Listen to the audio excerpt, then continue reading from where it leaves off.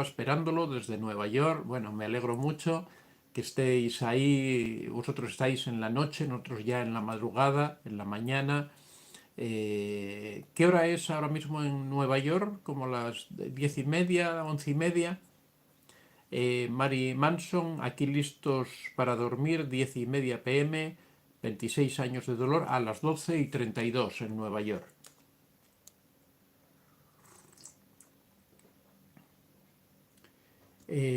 Mary Manson dice 5 años sin vernos, solo 9 meses, contacto cero. Muy bien.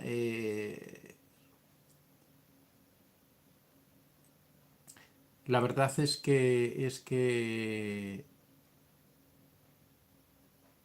bueno, no entiendo muy bien si es que llevas 5 años ya sin ver al narcisista y que en 9 meses has terminado la relación con el contacto cero. Ah, pero él está en mi cabeza cada día, tengo 2 hijos con él.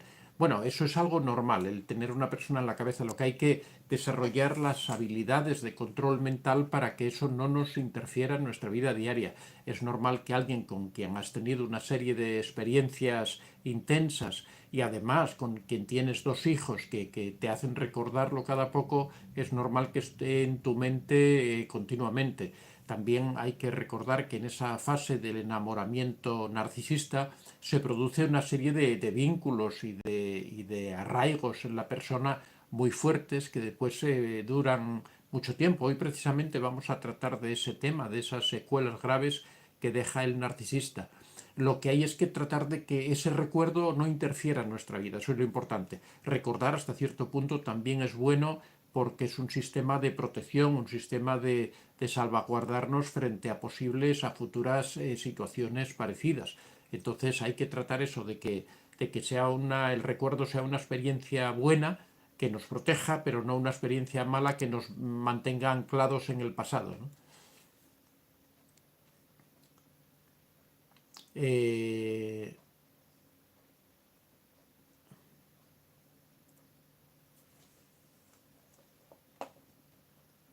Chris, buenas noches. A 11:30 desde Colombia, un abrazo. Mary Manson, 5 años sin vernos. Él está en Londres. María, hola, saludos desde Texas. Antonio, ¿se podría prevenir nuevas generaciones de narcisistas educando a los futuros padres? Por supuesto. Siempre hemos señalado que el narcisismo es un problema que está fundamentalmente arraigado en la educación. En principio los padres son los que sobreprotegen a ese niño, los que le dan una escala de valores equivocada, los que no le hacen responsable, los que no hacen que ese niño aprenda que uno debe no solo tener derechos, sino también tener obligaciones. Yo creo que, por lo menos en lo que es el origen del narcisismo, los padres tienen mucho que ver. Muchas veces los padres, no quiero decir que sean culpables, porque para ser culpables tiene que haber cierta intencionalidad, ¿no? Pero sí que los padres con un exceso de cariño, con un exceso de amor, en muchas ocasiones tienden a sobreproteger a un hijo y de tal forma que al final el niño se aprovecha de esas circunstancias. Ya sabéis que los niños por naturaleza biológica tienden a aprovecharse lo más que pueden de las circunstancias que se encuentran. Es la labor de los padres el forzarlos a entender las reglas que existen en la sociedad, a entender el respeto por los demás, a no creerse que son los más importantes o el centro del universo. Cuando a un hijo lo educamos en esos valores de que él es el más importante, de que él no tiene que esforzarse para conseguir las cosas, de que no tiene obligaciones y que solo tiene derechos, estamos incubando a un futuro narcisista. Mary Manson, 9 meses que ya no hablamos nada. Ah, muy bien, 9 meses, bueno. Es importante mantener este contacto cero y siempre decimos que el contacto cero es para siempre, no es una cosa que se haga por un tiempo, sino que es definitivo. Una vez que nosotros cortamos con el narcisista, nunca más debemos volver a él porque corremos el riesgo de volver a caer en sus brazos, pero aparte es que no hay ningún interés porque, o no debería haberlo, porque realmente es una persona que hace daño, que provoca, que hace sufrir, aunque haya ocasiones en que manifieste su cara bonita, su cara amable, su cara agradable. al final siempre termina haciéndote sufrir y haciendo que lo pases mal, con lo cual habría que tener bien claro que con el narcisista nunca más hay que volver a tener ningún tipo de contacto. David Villanueva Salazar, Marc, creo que hay que hacernos responsables de nosotros mismos. Igual es cierto, los narcisistas son personas horribles, pero son cazadores y personas que sufrieron del narcisista presas. Pati Parra, desde Mexicali, México. David Villanueva, la mejor manera de olvidar es trabajar con nuestros problemas personales, efectivamente, desarrollarse como personas, desarrollar una autoestima fuerte, esa es la clave para no sucumbir al narcisista. Laura Baena, buenos días, profesor, buen miércoles. Muchas gracias, Laura. Mary Manson, excelente, por eso estoy aquí. Usted es un verdadero apoyo, muchas gracias. 26 años de dolor.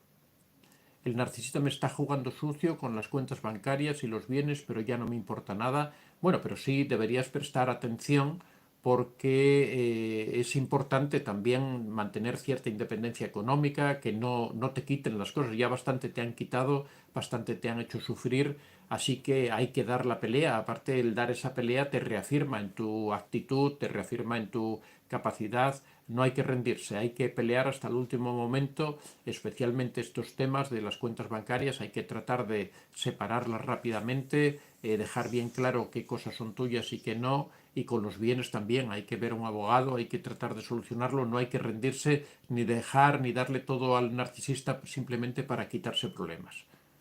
Porque en el futuro vas a agradecer esa actitud de lucha y de coraje.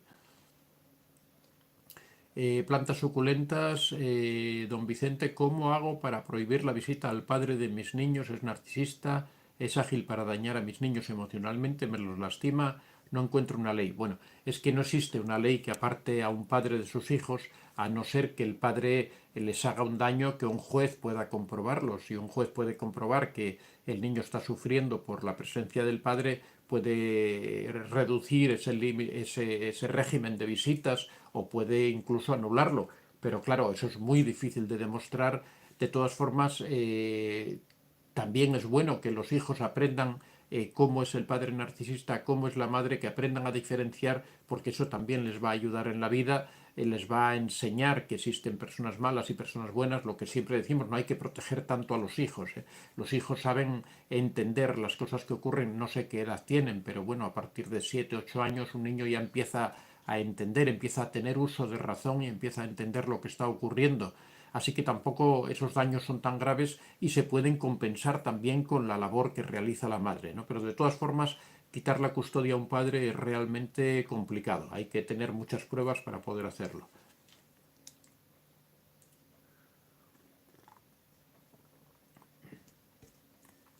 Mary Manson dice, mi hijo varón, 7 años, él puede tener eso.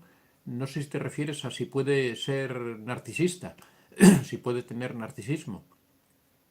Con 7 años no, o sea, siempre decimos el narcisismo es un trastorno que es de personas adultas, no de niños. Los niños lo que tienen son educaciones en donde se vuelven egoístas, donde se vuelven, y poco a poco eso se va incrementando y termina dando un lugar a un adulto narcisista. Ahí la labor de los padres en la educación es fundamental. Para evitar todo eso lo que hay es que educar a un hijo en el respeto, educarlo en sus obligaciones, hay que darle cariño, pero no hay que excederse en sobreprotegerlo, en cuidar, en evitar que se encuentre con los problemas que corresponden.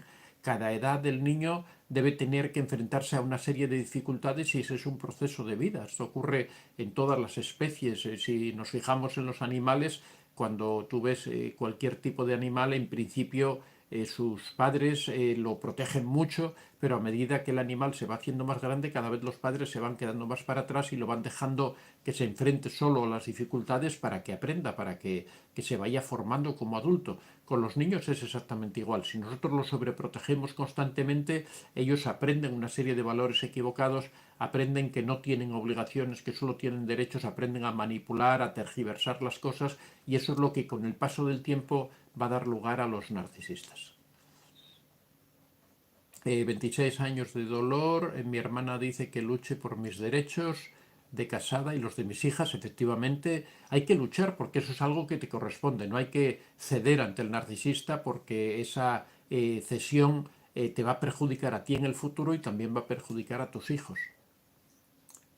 Mabel, buenas noches desde Argentina, lo veo, muchas gracias. Mari Manson, gracias. Basaida Rosario, buenas noches doctor, tengo 2 meses de contacto cero con el narciso, ahora le escribe a mi hermano para saber de los niños porque sé que no quiere a los niños. Bueno, el narcisista siempre busca alrededor a otras personas para utilizarlos como intermediarios, ¿no? Son los monos voladores, a veces incluso de forma inconsciente los utiliza. Así que hay que tener mucho cuidado con esos mensajes y esos conductos, esas comunicaciones que llegan de la gente de alrededor.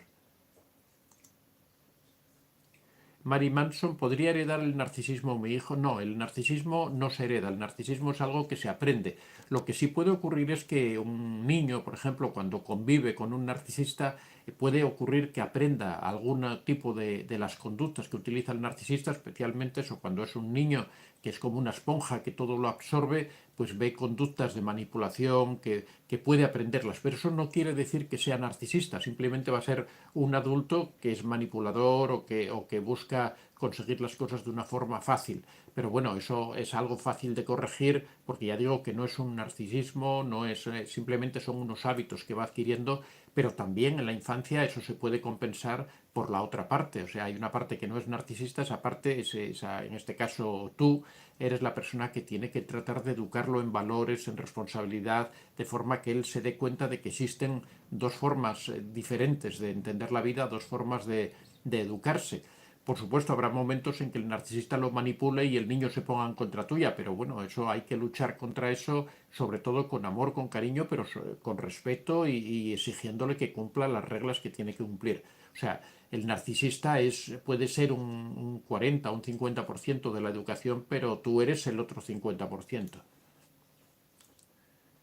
Eh, eh, dice, aunque no vive ni lo ve a su padre. No, entonces, bueno, si no lo ve ni convive con él, no hay ninguna probabilidad, porque ya digo que es algo educacional, es algo que se adquiere en la infancia porque lo ve en otras personas, porque se le sobreprotege, porque se le da. Pero si eres tú quien se ocupa de su educación, lo que tienes es que educarlo en los valores, en el respeto y no tengas ningún problema porque no es algo biológico y no es heredable el narcisismo.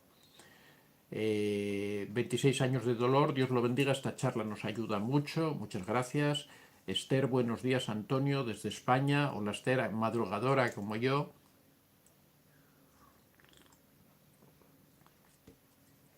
Plantas suculentas, mi hija tiene 9 años y mi niño 6 años.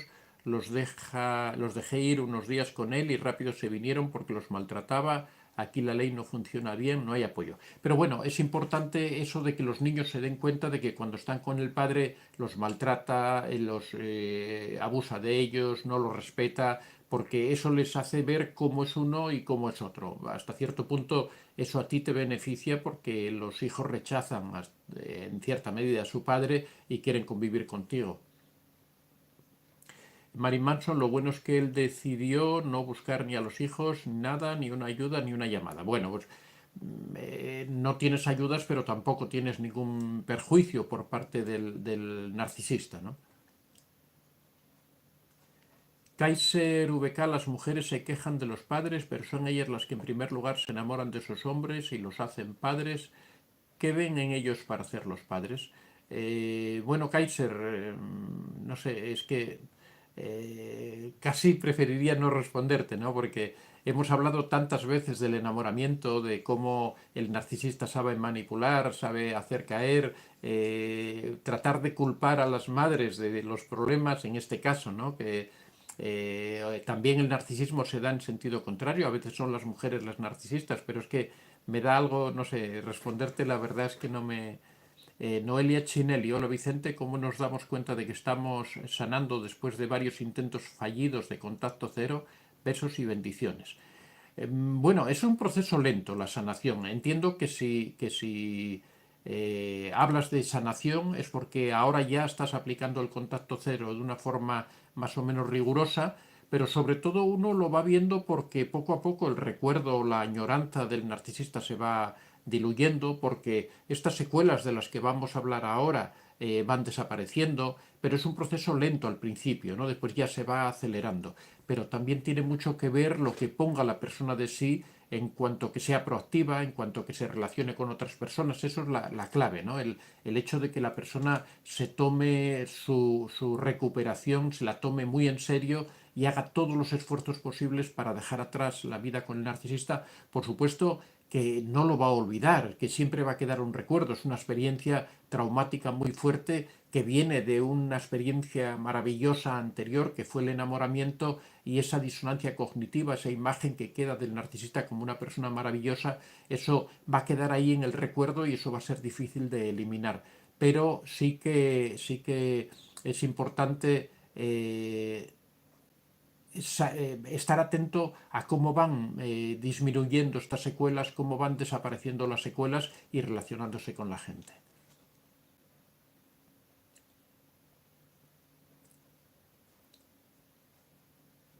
Mary Manson dice, no aman a nadie ni a sus hijos. Bueno, cuando es un narcisista auténtico, porque claro, hay diferentes grados de narcisismo, normalmente el narcisista no ama a sus hijos, simplemente se ama a sí mismo, mira para sí mismo y no está pendiente de nada más.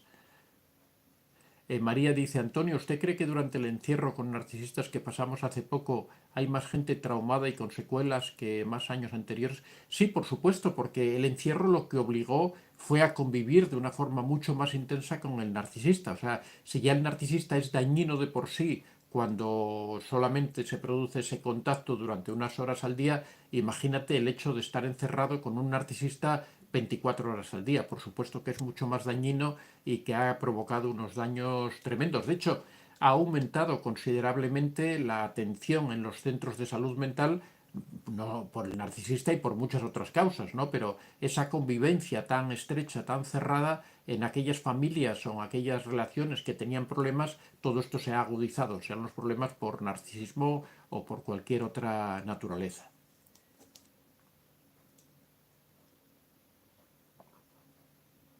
María Vega, muchas gracias por sus consejos. Hace una semana que mantengo contacto cero con el narcisista. Soy libre y feliz, pero me da pena mi hijo de 4 años porque al echarlo de mi vida se olvidó de ellos. Bueno, pero tampoco deberías preocuparte mucho, María Vega, porque si realmente el padre narcisista iba a ser un mal ejemplo, iba a ser un mal padre, pues en realidad es preferible que no esté a que esté presente. Yo siempre digo que eso del padre y la madre, de los matrimonios unidos, de la familia, todo eso son mitos realmente. Es preferible que un hijo se eduque solamente con su madre que no que se eduque en un ambiente tóxico en donde constantemente están existiendo manipulaciones, están existiendo engaños, abusos. Realmente es preferible que sea una familia monoparental que no una familia clásica y tradicional en donde constantemente está habiendo problemas. Así que yo creo que deberías ver la parte positiva. Un padre no siempre es necesario, creo yo. Mejor es que haya un padre y una madre, pero si resulta que el padre o la madre van a ser tóxicos, es preferible que no estén. Eh, Coco Trip, hola don Antonio, a los narcisistas les gustan las mujeres mayores. Ya me salió otro que me sigue y es mucho menor que yo. Parece que gravito hacia ellos, pero gracias a sus consejos estoy alerta. Bueno, no tiene por qué. Lo que ocurre es que seguramente tú eres una persona muy atractiva y por eso resultas agradable a los jóvenes, ¿no? Pero no tiene por qué un narcisista. Un narcisista busca sobre todo la empatía, busca sobre todo la facilidad de conquista, busca a veces la imagen social, busca la imagen pública, buscando, por ejemplo, una mujer atractiva. Mari Manson, muchas gracias. Roberto Sánchez Nadal, ¿qué consecuencias y secuelas tiene el hijo de plata en comparación con el hijo de oro del narcisista? Eh, bueno, lo de hablar de hijo de plata, hijo de oro, normalmente en una relación narcisista lo que suele haber es una dicotomía, ¿no? Suele haber un hijo de oro.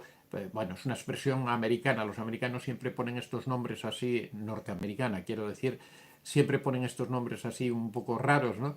Quiere decir el hijo predilecto, privilegiado, y por otro lado la oveja negra, ¿no? O el chivo expiatorio. Yo creo que esas son expresiones más adecuadas, ¿no? Chivo expiatorio tiene un sentido como religioso, ¿no? Y oveja negra es un sentido muy popular en la cultura latina, ¿no?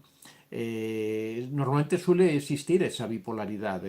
El hijo de oro es ese al que se le da todo, que se le mima, que el narcisista lo tiene como que es su heredero, en el narcisismo incluso, mientras que al chivo expiatorio es aquel al que se le acusa de todo, al que es el hijo malo, el rebelde, que normalmente lo que suele ocurrir es que es un hijo preclaro, ¿no? Que se da cuenta de que tiene un padre o una madre narcisista y se enfrenta con ellos, es un hijo rebelde, ¿no? Normalmente, y por eso el narcisista suele cargar las tintas sobre él porque ve que no es capaz de meterlo en su redil. Eso también a veces tiene mucho que ver con el carácter que tienen los hijos, ¿no? Los hijos tienen diferentes caracteres y eso hace que el narcisista actúe de diferente manera con uno y otro. Mary Manson siempre me ayuda muchísimo todos los vídeos que veo, muchas gracias. Eh, Kaiser dice, jaja, entiendo, jaja. Señores, ni se casen ni tengan hijos, crezcan personalmente y sean libres. Bueno, pero uno puede casarse y ser libre. No, no hay por qué pensar que cuando uno se casa es una forma de entender el matrimonio o la pareja o la relación de una forma muy, muy antigua, ¿no? Nadie pierde la libertad por casarse, nadie la debería perder, ¿no? Yo soy una persona casada, tengo hijos y me considero una persona absolutamente libre, ¿no? Y considero que mi mujer es una persona absolutamente libre. Bueno, eso pregunta que por qué se llama esposa si eres libre. Bueno, esos son nombres antiguos que en su época pudieron significar algo, pero en el sentido de la pareja y de las relaciones de hoy día, no entender que uno es libre en la relación es que no entiende lo que es una relación realmente. Lo que siempre tratamos de explicar de lo que es el amor, hay muchas personas que no lo entienden, ¿no? No entienden que una relación de dos personas son dos personas libres que deciden estar juntos, sin que eso signifique que tengan que ceder de sí mismos, que tengan que cambiar como personas. Yo estoy con otra persona porque esa persona me aprecia a mí en lo que soy y yo la aprecio a ella en lo que es. Y no le exijo a nadie que cambie para que esté conmigo ni que deje de ser tal como es, ¿no? Eso es una relación hoy día en libertad, en amor, en donde lo que sujeta a una relación no son las leyes ni los códigos morales, sino que es el amor que existe entre los dos y la decisión responsable que hemos tomado de convivir juntos, ¿no? Yo creo que eso es, por eso todos estos mitos del amor de los que hablamos siempre son creaciones que vienen de antiguo, de ideas antiguas que existían sobre las relaciones, sobre el amor, sobre que uno, el término, por ejemplo, esposa, son arcaicismos, cosas que vienen de la antigüedad, pero que hoy día, por supuesto, no representan lo que debe ser una relación hoy día, ¿no? Eh, María Vega, sus charlas me han ayudado mucho en mi camino, muchas gracias. Raúl López, contacto cero, no redes, no info, no nada, enfoque en sí mismo, perfecto Raúl, así es como hay que enfocar realmente el contacto cero. Yadira, el problema es que si los hijos no quieren estar con su padre por su narcisismo y su abuso emocional, la ley ve eso con malos ojos, ya que juzgarán a la madre de alienación. No, bueno, no tiene por qué ser Yadira. Una cosa es que los hijos no quieran y otra cosa es que la madre no quiera, que es diferente. La madre tiene que tratar de cumplir la ley y de cumplir los acuerdos que haya de custodia, ¿no? Y si los niños tienen que estar con el padre narcisista, pues tendrán que estar con el padre narcisista. Se le puede acusar de alienación parental cuando la madre hace cosas para evitar que los hijos estén con el padre, pero es lo que no debe hacer. Y eso aquí hemos insistido muchas veces en que los hijos, si el juez dice que tienen que estar con el padre, tienen que estar con el padre. La madre es la que después, cuando le toque su tiempo de estar con sus hijos, es cuando tiene que tratar de educarlos correctamente, no predisponerlos en contra del padre, sino porque eso les va a causar aún mayores conflictos, sino tratar de compensar el efecto negativo que provoca el padre, ¿no? Y eso es ley de vida, sí es, son las consecuencias de haberse casado con un narcisista, pero hay que tratar de minimizarlas, eso ya no tiene solución. Mary Manson, en mi caso, él era muy amable, cambió desde nuestra primera hija, segundo hijo, ya se descontroló. Bueno, seguramente en principio cuando tenía una relación que era muy libre, pues él se encontraba bien, pero claro, cuando llegan las responsabilidades ya se da cuenta de que no es capaz de responder, que ya no da la talla a ese nivel de ser padre, de ser responsable en la paternidad, ¿no?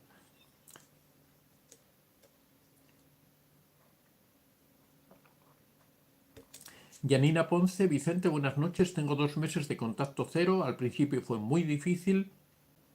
Muchas gracias por su ayuda. Sí se puede, es mejor estar sola que mal acompañada.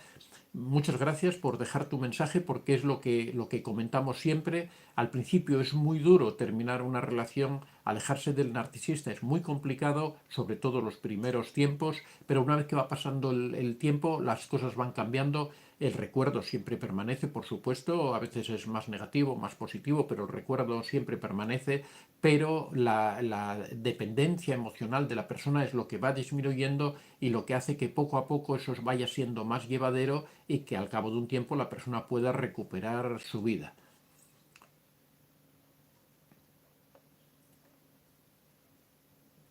Joao Suárez, quiero decir que fui maltratado de niño más brutalmente por mi padre narcisista y una de las cosas que no supero es el miedo que me causa defenderme de alguna manera. Bueno, posiblemente estés sufriendo, vamos a hablar ahora de ello, pero posiblemente estés sufriendo algún tipo de indefensión aprendida.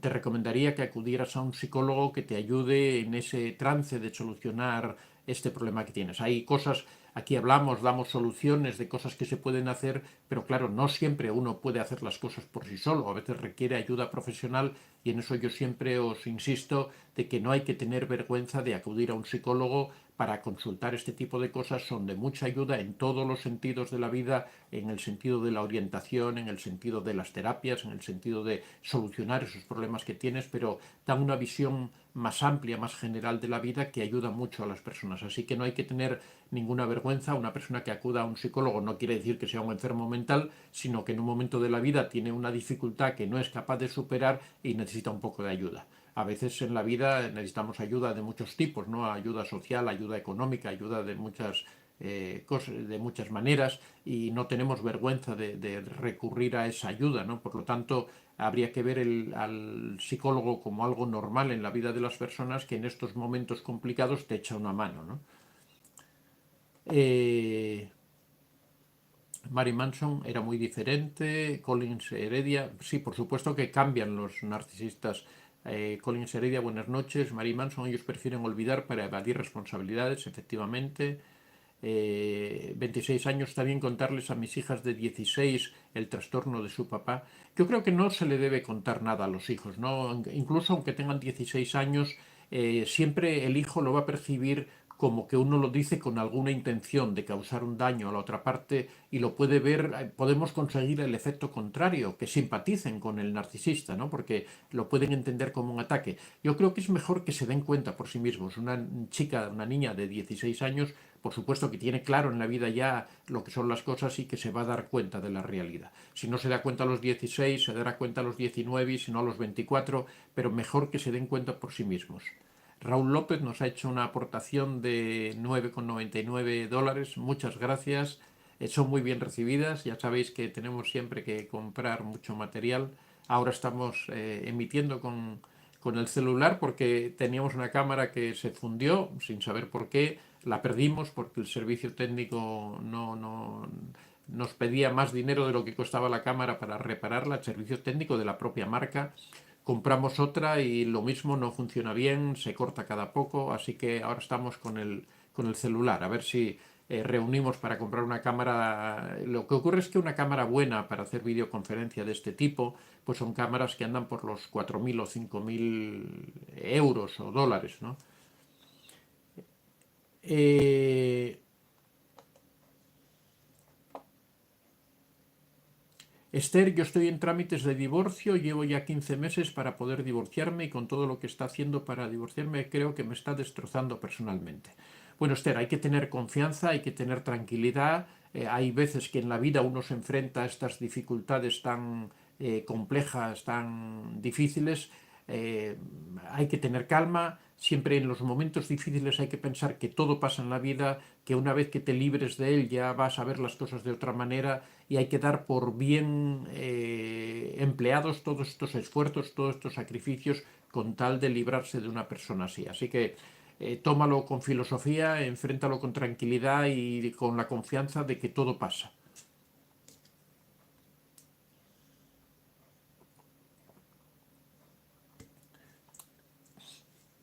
Esther, estoy deseando divorciarme, pero tengo a mi hijo conmigo, que es como si lo tuviera a él, lo manipula en mi contra. Sí, bueno, lo de los hijos, una vez que te divorcies y que haya un régimen de visitas separado, posiblemente sea más fácil para ti manejar el tema de tu hijo. En principio, los narcisistas siempre utilizan esas armas, utilizan a los hijos, utilizan incluso a tus propios familiares, a los amigos, a los conocidos, para hacerte daño.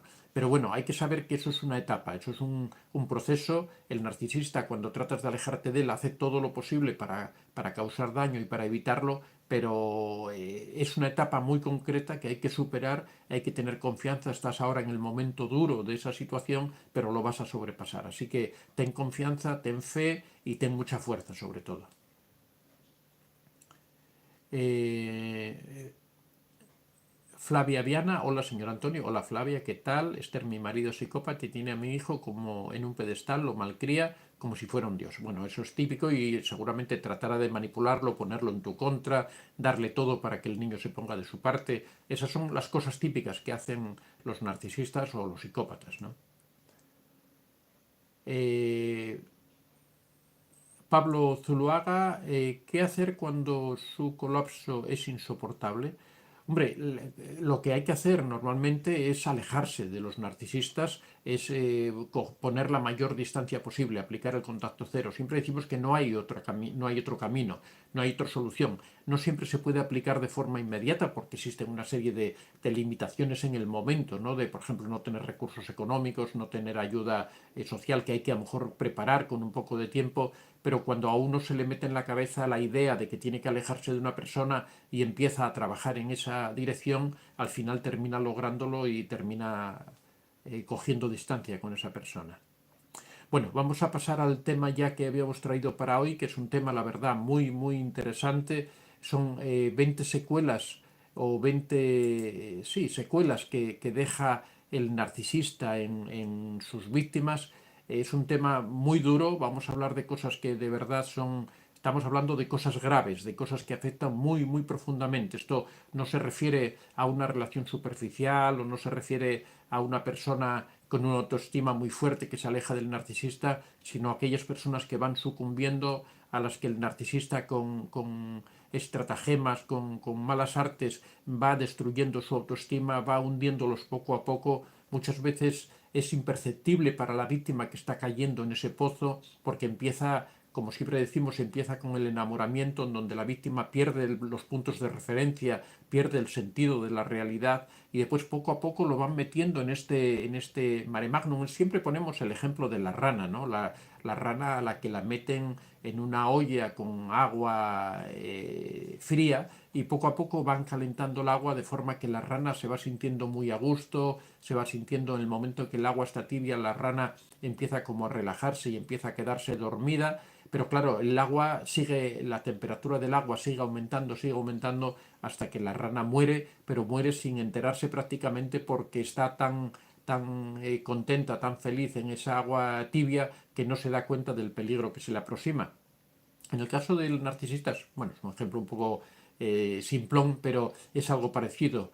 En esa fase del enamoramiento ya digo que la persona pierde todos sus puntos de referencia, pierde el sentido de la realidad y después cuando empiezan a llegar los maltratos, cuando empiezan a llegar las humillaciones, vienen de forma muy suave, no es un cambio, en ocasiones puede producirse un cambio brusco, pero normalmente no suele ser un cambio brusco, sino que son pequeños detalles que van cambiando, pequeñas formas de, primero era muy amable, ya no es tan amable, ahora ya no nos trae flores todos los días, empezamos a ver detalles de que las cosas van cambiando y poco a poco la persona va entrando en ese ciclo. En principio la víctima empieza a justificar todo ese tipo de cosas, bueno, es que ya entramos en la normalidad, es que realmente tiene muchos problemas en su trabajo, es que tiene problemas económicos, es que ya la vida normal no tiene por qué ser lo mismo que el enamoramiento, y empieza uno a justificar todos esos actos. Un día te da una mala contestación, uno lo justifica porque realmente tenía un problema, ha tenido un problema grave y uno dice, bueno,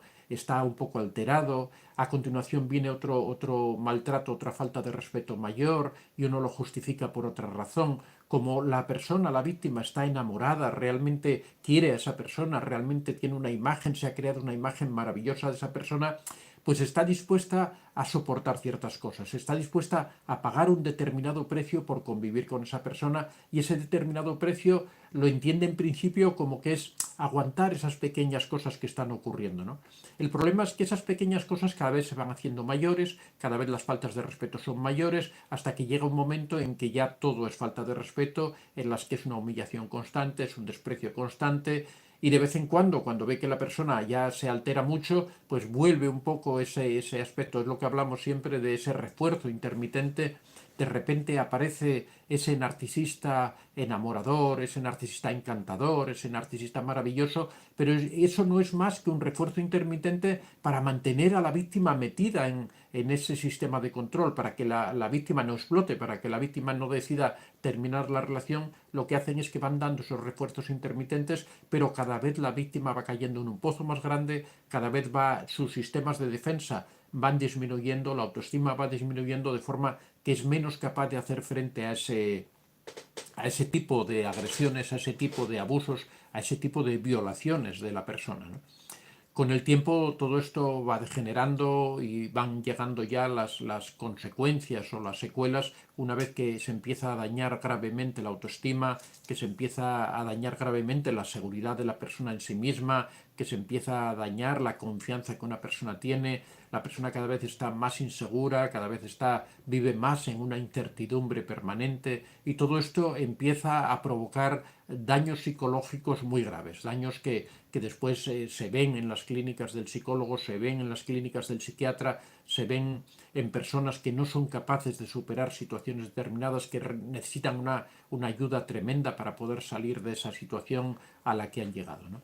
Bueno, pues vamos a hablar hoy precisamente de esas secuelas, esos daños que provoca tan graves. Estamos hablando de daños graves que se provocan sobre todo en relaciones prolongadas, en relaciones de 5 años, de 10 años, de 20 años, de 30 años, porque en la medida en que la relación se va alargando, cada vez el daño es mayor, cada vez la persona se encuentra más indefensa, hasta que llega a extremos de verdadero daño, casi diríamos, bueno, no vamos a decir irreversible, porque todo más o menos se puede solucionar, pero casi irreversible. Bueno, el primer daño, la primera secuela es la dependencia. Siempre hablamos la dependencia general, pero bueno, todo eso tiene relación con la dependencia emocional. Quiero recordaros también los libros que tenemos, porque bueno, hablamos sobre el tema este de la dependencia emocional, es algo que está muy relacionado. Ya sabéis que tenéis mis libros en Amazon. No voy a hacer mucha publicidad ahora para no interrumpir el tema que estamos tratando.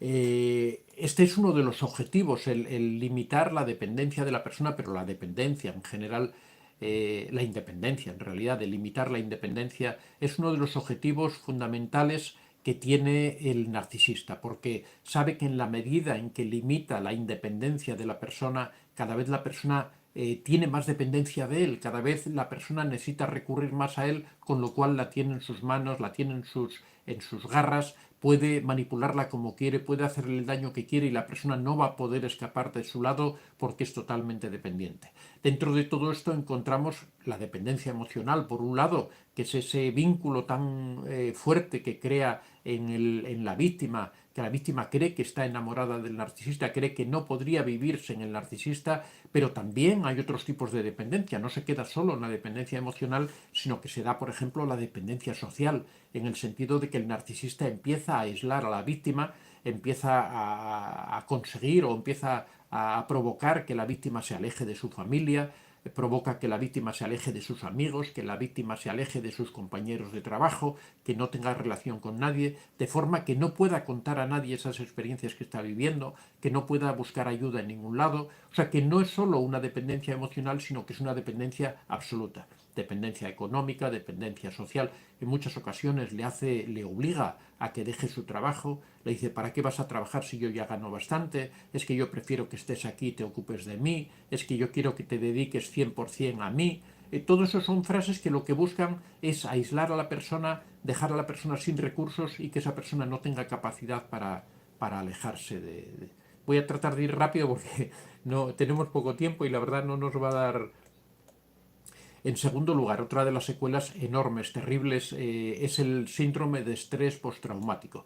El síndrome de estrés postraumático, para entenderlo bien, hay que darse cuenta de que este es un síndrome que se estudió en las personas que volvían después de la guerra. Fundamentalmente se estudió en la guerra de Vietnam. Se vio que estas personas que venían de estos conflictos, en los que habían pasado situaciones terribles, en los que habían visto matanzas, en los que habían visto cómo sus compañeros morían en el frente de batalla, cómo ellos se veían obligados a matar a otras personas, estas personas cuando volvían a la normalidad, cuando volvían a su país, a su pueblo, a su casa, sufrían una serie de síntomas terribles en los que eran personas que sufrían depresiones, personas que sufrían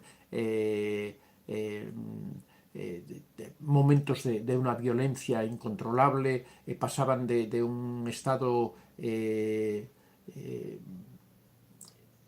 ¿cómo diría? Bueno, la expresión antigua es maníaco-depresivo, ¿no? Que podían pasar, tenían una emocionalidad muy variable, podían pasar de un estado de euforia a un estado de depresión tremendo y de ahí volver a un estado de violencia, que eran absolutamente personas inadaptadas, que no se integraban en la sociedad, que rechazaban cualquier trabajo, que no tenían constancia. Bueno, ese es el síndrome de estrés postraumático y se ha observado que las víctimas de narcisistas y de psicópatas también sufren este tipo de síndrome, que lo padecen después de haber pasado estas experiencias, porque la verdad es que son experiencias terribles. Cuando una persona vive con un narcisista que constantemente la está humillando, que constantemente la está vejando, que constantemente está tratando de controlar su vida, causa un daño tan profundo en la persona que después se tardan años en recuperar. En tercera secuela que sufren las víctimas de los narcisistas es la desconfianza hacia los demás. Y también es lógico, ¿no?, que después de haber vivido, haberse encontrado con una persona que les ha causado tanto daño, que les ha hecho desconfiar de sí mismas, que les ha hecho sufrir 1001 vejaciones, que les ha estado humillando constantemente, que les ha destruido como personas, que ha destruido su autoestima, es normal que vean a los demás como posibles amenazas, que vean a los demás como posibles narcisistas. Esto es una de las cosas más frecuentes que ocurre cuando tratas con personas que han víctimas de narcisistas, que lo que te dicen cuando terminan su relación, cuando se vuelven a una vida más o menos normal después del narcisista, después de haber aplicado contacto cero, te dicen: es que no puedo confiar en nadie, es que me encuentro con personas que se acercan a mí y es que de repente siento repelús, es que no puedo aceptar que ninguna persona vuelva a entrar en mi vida. Tienen una desconfianza total porque tienen miedo. Es igual que cuando alguien te ha hecho daño, después ese daño piensas que cualquier otra persona te lo puede volver a hacer y tratas de mantener distancia. Esto, por supuesto, se soluciona, pasa un tiempo, se necesita recuperarse, se necesita recuperar la confianza. Yo siempre digo a todas las personas que padecen estas circunstancias que tienen que tener paciencia, que lo que tienen que tratar es de ir poco a poco normalizando su vida, que tienen que tratar de ir haciendo amigos sin mayores pretensiones, sin profundizar en ello, pero ir relacionándose con muchas personas de forma que poco a poco estas desconfianzas vayan desapareciendo. En cuarto lugar, uno de los problemas más graves que ocurre con los narcisistas, con las víctimas de los narcisistas, es la pérdida de la autoestima.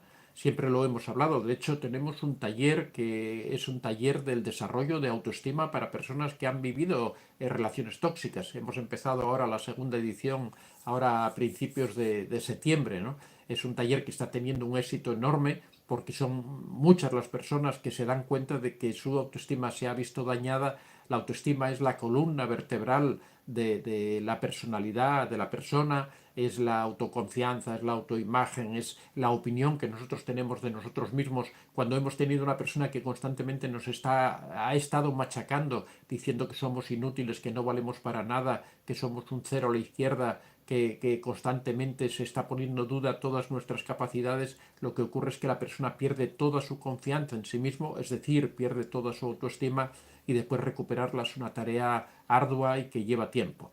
En eso estamos con el taller, en ayudar a personas para que recuperen su autoestima, para que salgan adelante. En quinto lugar, otro de los síntomas o de las secuelas que deja la relación con un narcisista son los pensamientos obsesivos relacionados con el narcisista. Siempre hablamos aquí, muchas personas nos preguntan, ¿es que sigo recordando al narcisista, sigo teniéndolo presente en mi vida? Eso es algo que siempre va a permanecer, al menos el recuerdo. Lo que hay que tratar es de que ese pensamiento del narcisista no sea un pensamiento intrusivo, no sea un pensamiento obsesivo que nos afecte en nuestra vida diaria. Lo que hay que tratar por todo este sistema, todo este, bueno, en muchos casos recurriendo a terapia, en otros casos tratando de reintegrarse en la vida normal con todos estos consejos. Ahí también tendría que hablar del libro cómo se lo explico al corazón, que trata precisamente de este asunto, de cómo poder recuperar la vida después de una experiencia con el narcisista. Hablamos exactamente de esto. La persona consigue poco a poco que esos pensamientos obsesivos, intrusivos, vayan reduciéndose y que al final simplemente tengamos un recuerdo del narcisista, pero que no nos afecte a nuestra vida diaria, que no nos altere en nuestra vida diaria. Otro de las secuelas que deja el narcisista es los problemas de insomnio. Otra de las cosas recurrentes que siempre relatan las víctimas de narcisistas o de psicópatas es que les cuesta dormir. Aquí también habría que hablar de todas las técnicas de relajación, de todas las técnicas de control mental que ayudan a lograr que el insomnio desaparezca. El insomnio también está dentro del estrés postraumático, es uno de los síntomas también de estrés postraumático, y es un problema que tiene una solución a largo plazo, pero que también se puede solucionar. Otra de las secuelas que quedan son los trastornos alimenticios. Este es otro de los rasgos también que las personas que han tenido relaciones con narcisistas puede ocurrir dos tipos de respuestas, ¿no? Por un lado, que pierdan completamente el apetito e incluso que pierdan bastante peso, que se debiliten, que su sistema inmunitario disminuya o se relaje, con lo cual son más propensos a padecer enfermedades, pero también puede ocurrir lo contrario, que se produzca una respuesta de ansiedad y que la persona coma compulsivamente de forma que aumenta de una forma descontrolada de peso, ¿no? Eh, Otra de las secuelas importantes son los síntomas agudos de depresión. Aquí estamos hablando de sentimientos de tristeza, de arrebatos de enojo, de pérdida de interés en las actividades de la vida diaria, de alteraciones del sueño, de cansancio, de falta de apetito, de ansiedad, lentitud para razonar, sentimientos de inutilidad o de culpa, sentimientos de poca valía como personas. Bueno, todo lo que son los síntomas de la depresión aguda, grave, que se produce en muchas ocasiones. Esta depresión se produce justo después de que se abandona al narcisista. Una vez que uno se aleja del narcisista, estas primeras fases que ocurren de crisis post-narcisista, en esta fase se suele dar bastante esta depresión momentánea, pero bueno, es una depresión exógena y es una depresión que desaparece con cierta rapidez una vez que la persona se pone de una manera proactiva a tratar de superar al narcisista, que empieza a tratar de integrarse en su nueva vida, que empieza a tratar de desarrollar una serie de actividades. Suele desaparecer con bastante rapidez, pero bueno, hay que tener en cuenta que es una de las secuelas que deja el narcisista. En noveno lugar, crisis de ansiedad y de pánico. La crisis de ansiedad y de pánico siempre, hace tiempo hemos hecho una serie de vídeos hablando sobre las crisis de pánico, sobre la ansiedad. Las podéis ver en el canal. Normalmente se caracterizan porque la persona repentinamente tiene unos ataques incontrolados de pánico en donde, por ejemplo, su corazón empieza a latir a una velocidad tremenda, siente que se ahoga, empiezan con una sudoración fría, piensa que se va a morir, piensa que está sufriendo un ataque de corazón, por ejemplo. Puede tener muchos síntomas diferentes, pero bueno, la característica fundamental es que uno piensa que está sufriendo un ataque determinado físico, que va a perder la vida en ese momento, cuando, bueno, en realidad todo esto es creado por la mente, en realidad no existe nada, esa persona está perfectamente. Cuando va al cardiólogo para comprobar qué problema ha sufrido, se da cuenta de que su corazón está perfectamente sano, que no tiene ninguna enfermedad, que todo, y simplemente se reduce. Eso es una respuesta del sistema nervioso ante una situación de estrés determinada, ¿no? Las crisis de pánico también tienen, y la ansiedad también tiene una solución bastante sencilla, no es un problema muy complicado, pero bueno, también hay que dedicarle un tiempo a ello, hay que centrarse en ello para tratar de solucionar ese problema. En décimo lugar, una sensación de vacío y de soledad muy profunda. Es otro de los rasgos que nos relatan las personas cuando terminan una relación con un narcisista, es que tienen una sensación enorme de soledad y de vacío, y esto es normal porque después de haber tenido una vida tan conflictiva, tan intensa, de tanta lucha diaria, de tanto estrés diario, cuando una persona se aleja, siente un vacío enorme. Es igual que cuando estás en una discoteca, por ejemplo, con una música tremenda, cuando después sales al exterior es como que no oyes absolutamente nada, como que tus oídos han quedado como inutilizados, como que te has quedado sordo completamente, es algo parecido, ¿no? Es una sobreestimulación para después, cuando vuelves a una situación normal, tu percepción es de una subestimulación, o como que han desaparecido completamente todo tipo de estímulos. Por eso hay esa sensación tan tremenda de soledad y de vacío, ¿no? Es una especie de vacío existencial después de esa tormenta que has vivido de sensaciones. Eh,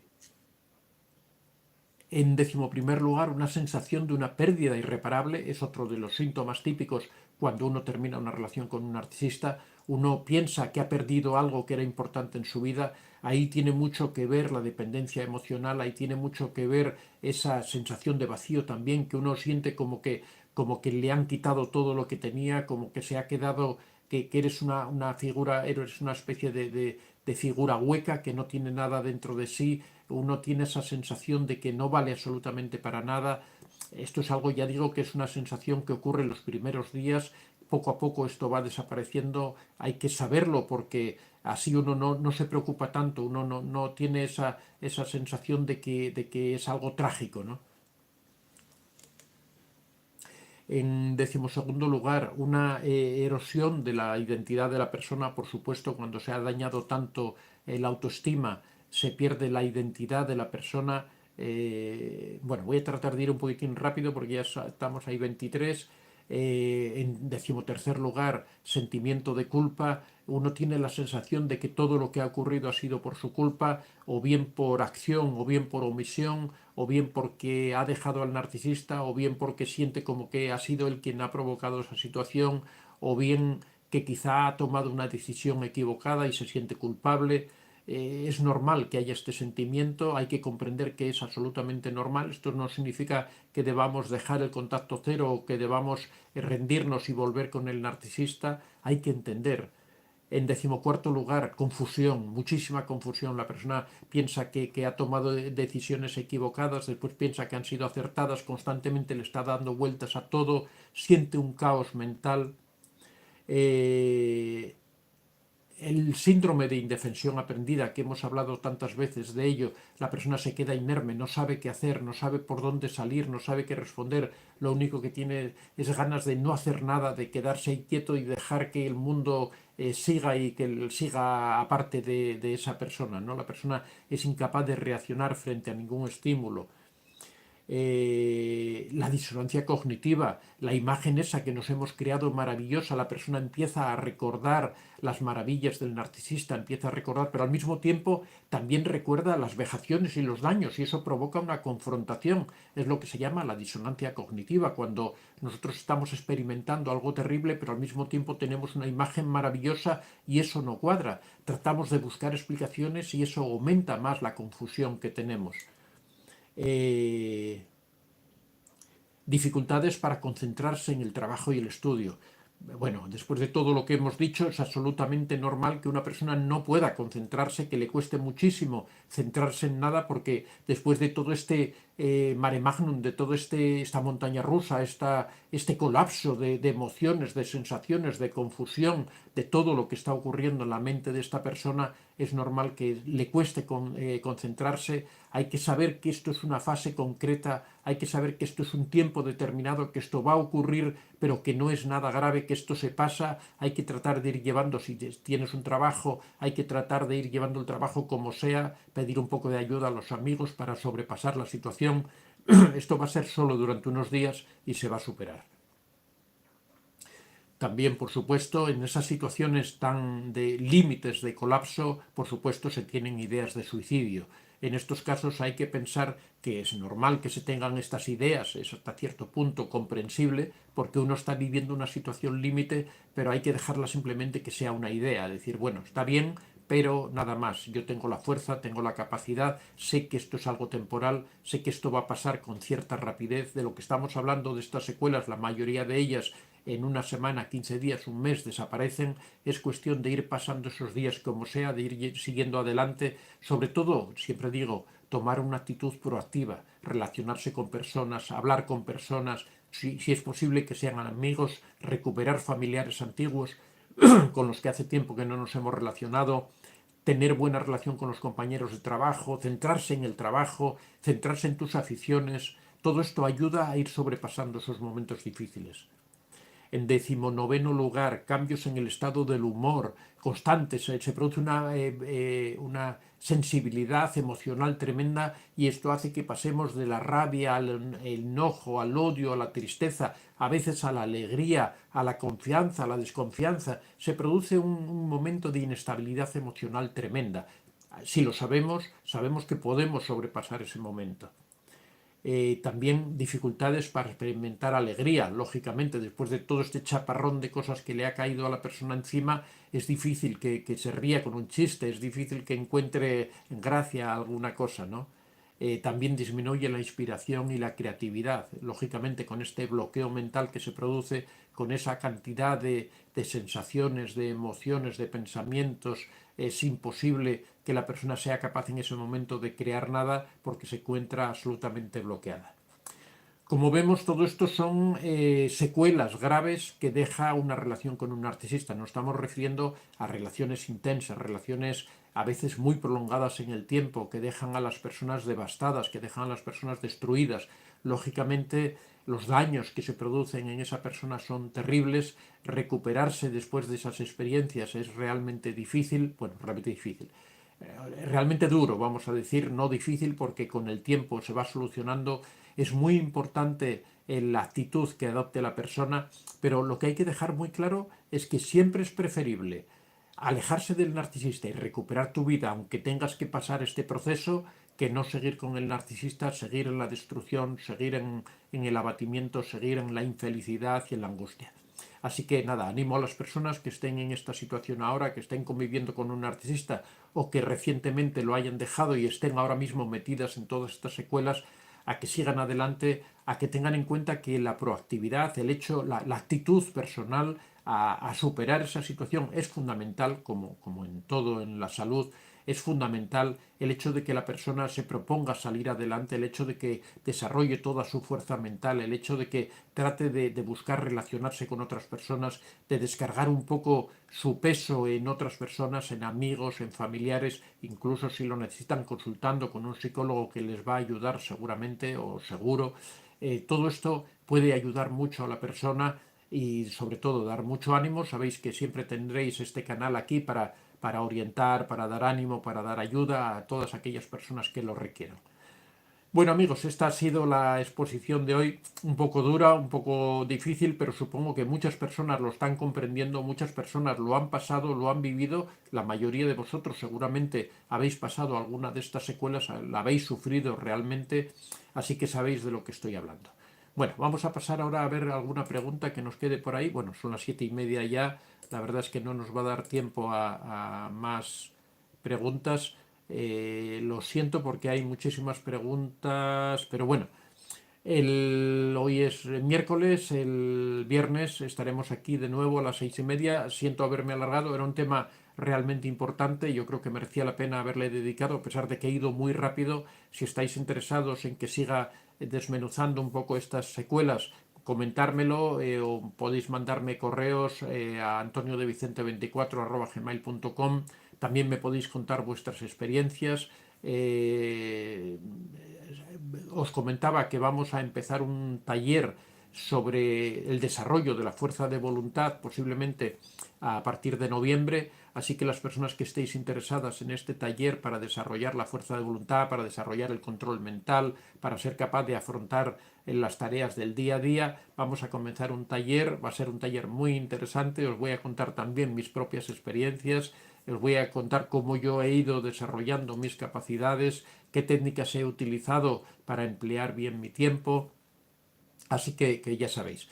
Las personas que estén interesadas también podéis dirigiros a antoniodevicente24@gmail.com. Muchas gracias a todos y ya os digo, os pido disculpas por no haber podido responder a tantísimas preguntas como hay, pero el miércoles estaremos aquí de nuevo y responderemos a todas las preguntas. Muchas gracias y, perdón, el viernes. Muchas gracias y hasta el viernes a las 6:30 de la mañana.